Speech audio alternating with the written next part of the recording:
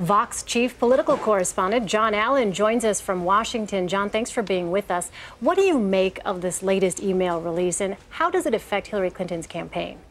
Well, I think it's another in the sort of drip, drip, drip release of these emails. It's obviously not good for her. She would rather, both on a legal level and a political level, not be having to deal with this. You can hear that when she says it would have been a better choice to do it the other way. But as you heard from Bradley Moss, somebody I've actually also talked to in the course of my reporting, the likelihood that she's going to be prosecuted over anything we've seen so far is pretty small. The bar's got to be pretty high for the Justice Department, for any U.S. attorney to want to go after her in the middle of a political campaign over what might result in absolutely nothing, or at best for a Justice Department prosecutor, a misdemeanor. John, we're looking at some numbers there, and it's asking how important are these emails to voters. Only 10% say that it does matter. Do voters care about this? I think some voters care about it. For the most part, I think people who are Clinton's political enemies on the Republican side want to make an issue out of it. It's not necessarily going to change their votes. They're already against her. I think there are some Democrats that are uneasy about elements of this and what it says about the way that she does business, about her judgment, about her ability to manage a scandal. I mean, I think there are some concerns there. But look, if you were running for the Democratic presidential nomination, you'd rather be in her position than anybody else's. You know, Bernie Sanders is only trailing Hillary Clinton by 7 points in Iowa and is leading in New Hampshire. With this growing email scandal, could the momentum continue for Bernie Sanders and Joe Biden potentially? Could it? Absolutely. Will it? I don't know. That's a good question. I mean, we're looking at Iowa and New Hampshire. Those are states that are particularly unlike the Democratic coalition nationwide. That is to say, they are very white. They have their own idiosyncrasies as states. This is not where most of the Democratic delegates come out of. So in terms of somebody trying to win a Democratic nomination, and you can bet, because we've seen it before, Hillary Clinton would fight that to the end. They're not necessarily your best bellwethers for how the rest of the Democratic Party is going to act. John, let's turn to the Republican side. There's a new poll out of Iowa today, some impressive numbers for neurosurgeon Ben Carson. He is tied with Donald Trump at 23%.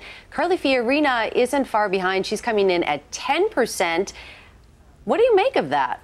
So I think the important thing in these numbers is that if you add the three of those people up, they are the three people with no previous political experience or elective office experience, and they account for 56% in that poll.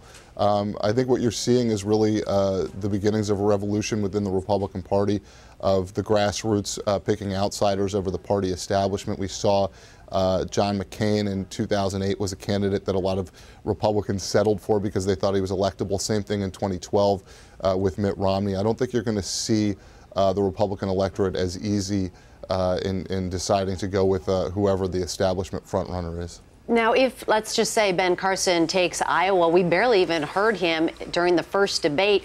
Would that make him a contender? Would it make him just the lead in that party? It would catapult him certainly to a higher rung in terms of the conversation.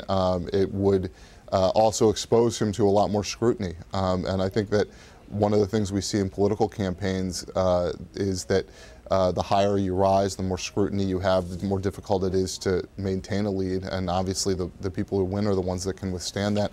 I don't know that we have a real read on Ben Carson yet as his ability to withstand the real media spotlight. But, John, you know, those numbers that Meg just mentioned are surprising to some. What do you do in the wake of those numbers if you are a Jeb Bush, if you're a Chris Christie, if you're a Scott Walker? Pray. Besides that, when you're done with the praying. Jeb Bush is at 5% all of a sudden. I mean, I haven't seen him over 10% in a while in a national poll or in an Iowa poll. I mean, this is a very surprising outcome right now, or at least a very surprising trend in the Republican Party. Obviously, we'll see what happens when people vote, when organizing is actually happening on the ground in Iowa and New Hampshire and South Carolina and Nevada and Florida, and then the SEC primary. So, I mean, there's a lot of time for this to play out. We're still very early on, but the numbers do not look good for your traditional establishment Republican candidates. All right. Fox chief political correspondent John Allen in Washington for us. John, thank you so much. Thank you, Megan Elaine.